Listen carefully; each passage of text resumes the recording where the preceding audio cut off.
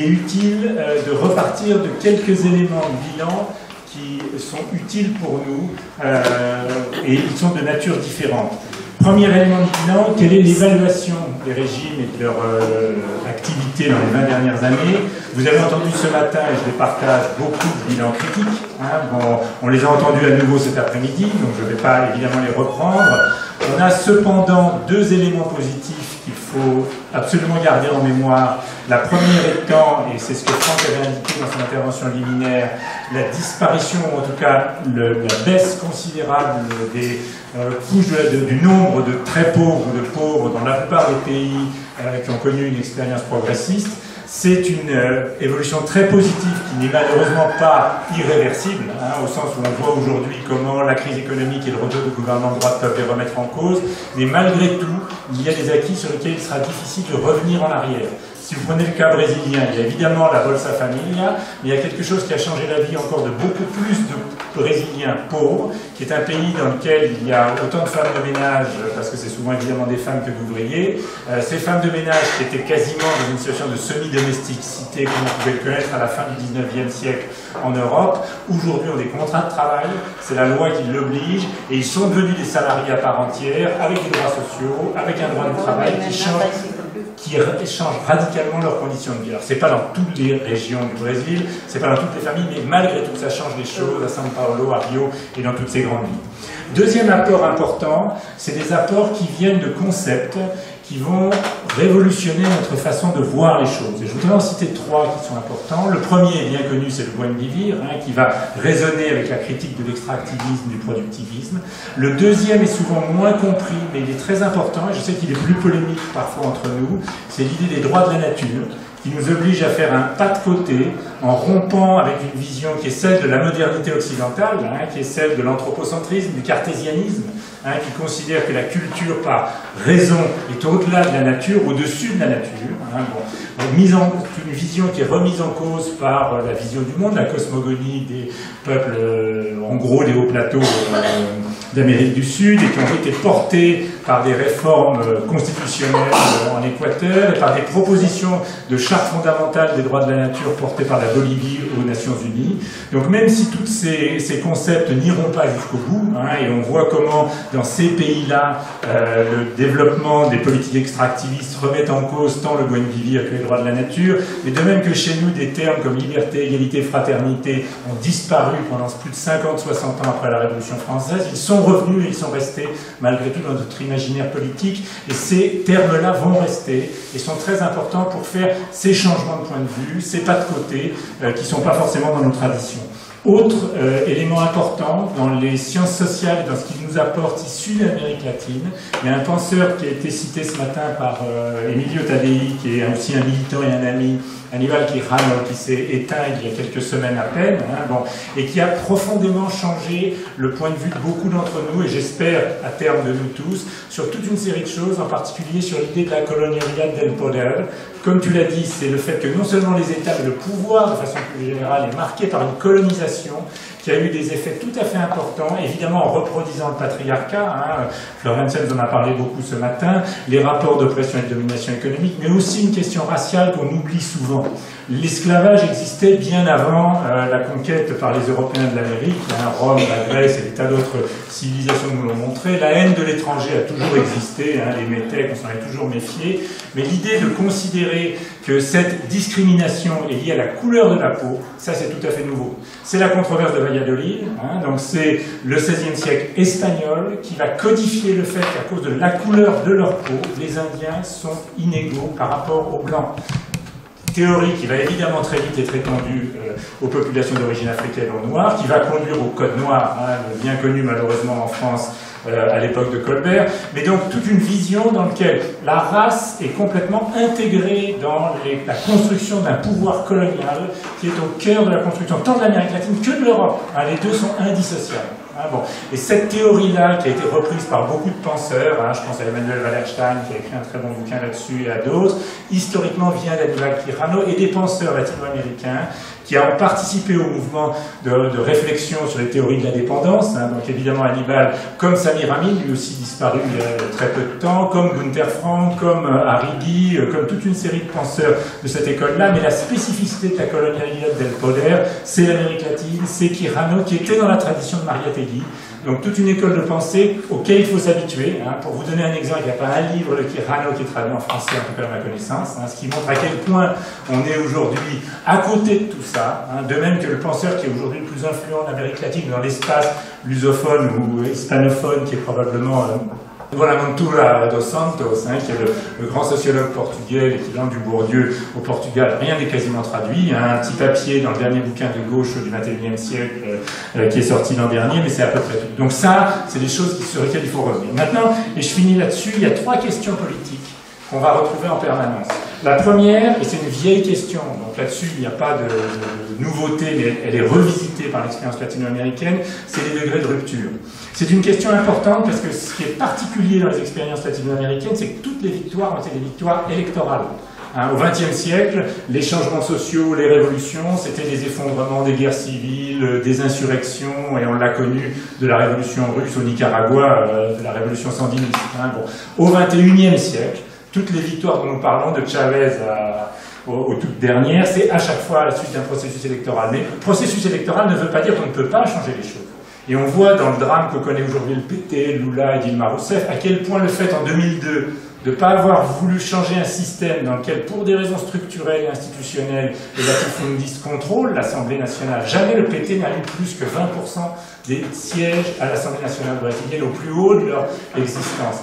Et que le seul moyen pour construire une majorité dans un pays où la corruption était généralisée, c'était le Mensalao. Le Mensalao a été continué, il existait bien avant Lula et sa présidence. Le premier jour de son arrivée en 2002, il a commencé à distribuer les enveloppes. Tout ça parce qu'il était élu sur le slogan « Paz y amor », Lulinho, petit Lula, « Paz y amor », un peu comme AMLO récemment, c'est la même idée. Et donc il a dit « on ne touchera pas à tout ça ». Et en ne rompant pas avec le système institutionnel, on a vu la logique qui s'en est découlée, mais j'y reviendrai pas. Deuxième question centrale, le modèle de développement. Donc, extractivisme, productivisme. Alors, c'est une question compliquée, parce qu'elle divise profondément les mouvements sociaux. Pour revenir au Brésil, la CUT, principale centrale syndicale, très liée au PT, vous connaissez tous l'histoire de la CUT, défend l'exploitation des salars. Les salars, c'est les champs profonds à 2000 mètres, dans lesquels il y a une croûte de sel et en dessous duquel il y a du pétrole, très dangereuse, très coûteuse, une folie technologique. La CUT défend ce droit-là.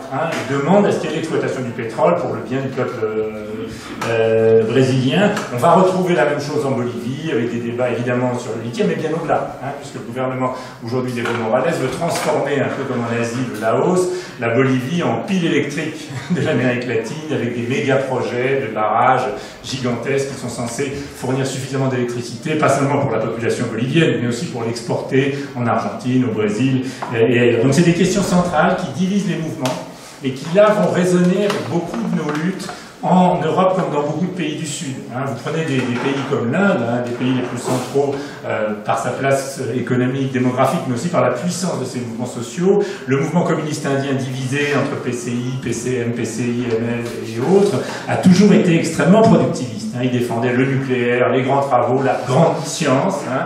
Une position qui l'a fait perdre les élections au Bengale occidental, qui était un pays quand même de 50 à 100 millions d'habitants, je ne me rappelle plus où, dans la fourchette, enfin, la taille de la France en gros, qu'il gouvernait depuis plus de 40 ans, à cause de conflits paysans qui se sont battus contre des projets de développement industriel, productivistes classiques, que ne voulaient pas accepter ces paysans. Donc c'est des débats qu'on va retrouver partout, et sur lesquels je pense qu'il est utile d'avoir un point de vue, pas pour condamner, parce que comme l'a dit Emilio tout à l'heure, l'affaire du lithium est compliquée, mais avoir des régimes qui ne prennent pas en compte que si on continue comme ça, on est sûr d'aller dans le mur, c'est pas possible.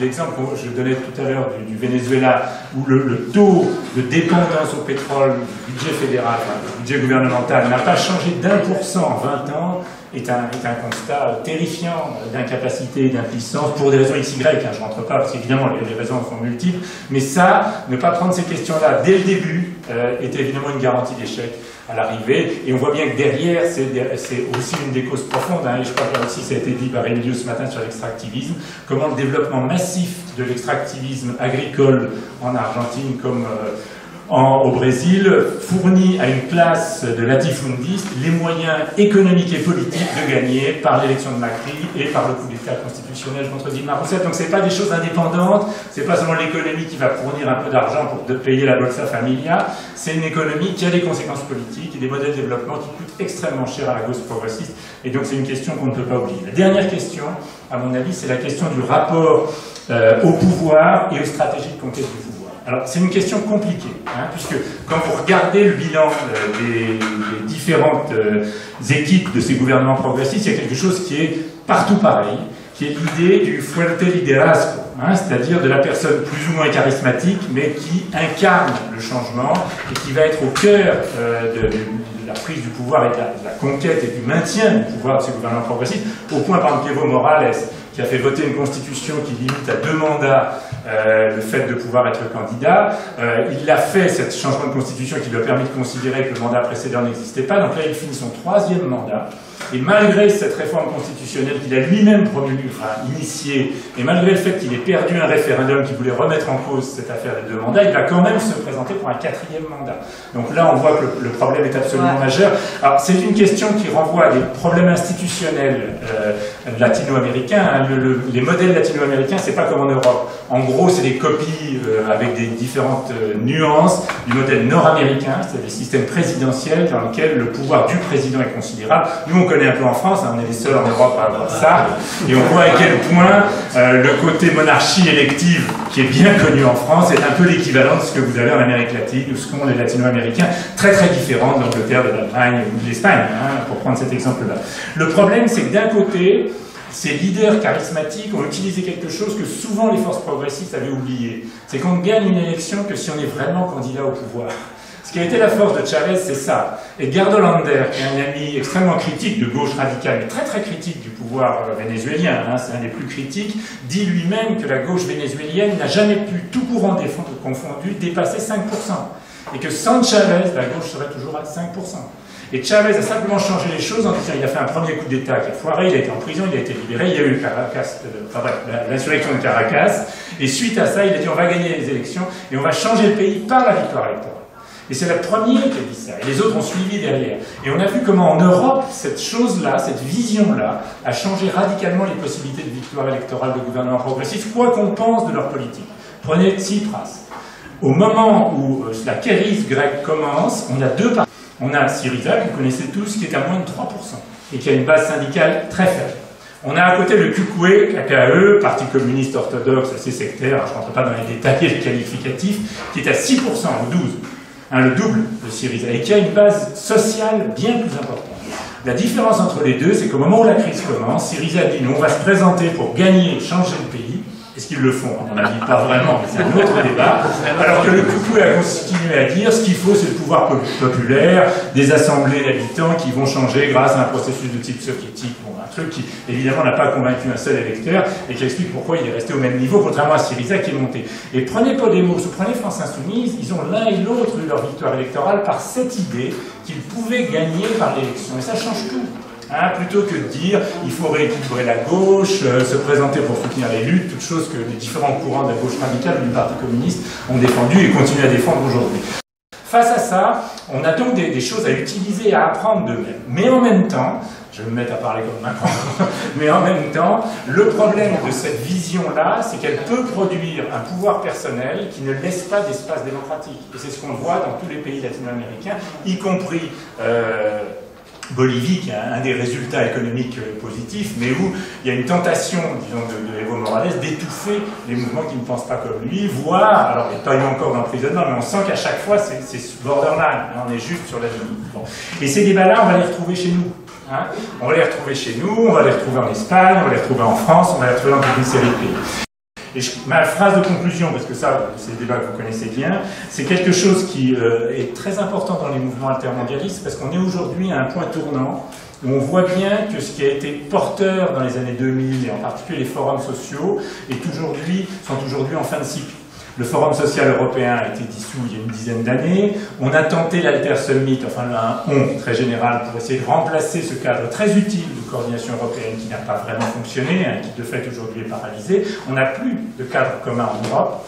Et au niveau mondial, le Forum social de Salvador a été une réussite parce qu'il y avait beaucoup de Brésiliens, il était très enthousiasmant, etc. Mais ce n'était pas vraiment un forum mondial. Hein. Il y avait plusieurs délégations latino-américaines, il y avait en Europe les Allemands, les Français, il y avait les Marocains et quelques Tunisiens, c'est tout. C'est tout. Hein, bon. Donc on a une panne des cadres communs. Et je suis moins convaincu, mais c'est un débat, je vais finir un truc qui moi me paraît essentiel, c'est que pour reconstruire, il faut voir aussi sur quelle base on peut le faire. Et qu'évidemment, il faut être contre le néolibéralisme, le capitalisme, l'impérialisme, ça ne nous posera pas de problème. Mais si on n'est pas aussi, un tant soit peu clair sur les questions de l'extractivisme, du productivisme, et aussi sur les questions de la démocratie, des droits des femmes, des façons de développer la démocratie radicale et pas le pouvoir personnel, on n'y arrivera pas non plus. On verra comment nos victoires se renverseront en finale en des défaites. Et que pour reconstruire, il faut partir de là. Ça ne veut pas dire être sectaire avec tous les courants qui ne sont pas sur cette ligne-là. Hein. On voit comment, pour vous donner une idée, hein, la Via Campesina en Nicaragua soutient Ortega, ce qui montre qu'il y a problème, hein, y compris entre les mouvements. Non, donc, mais ça c'est explicable. Non, mais je sais que mais ça vous montre en tout cas que les choses sont clivées. Il va falloir reprendre langue avec tous ces différents courants. Mais je pense que si on n'est pas clair sur ces questions qui sont celles, et j'ai fini, de anticapitalisme, anti-impérialisme, tout ce qu'on veut, mais aussi anti-extractivisme, anti-productivisme et clair sur les questions démocratiques, droits de l'homme, démocratie radicale, etc., on court dans le pour le dire. Bon, voilà, je vous remercie de votre attention.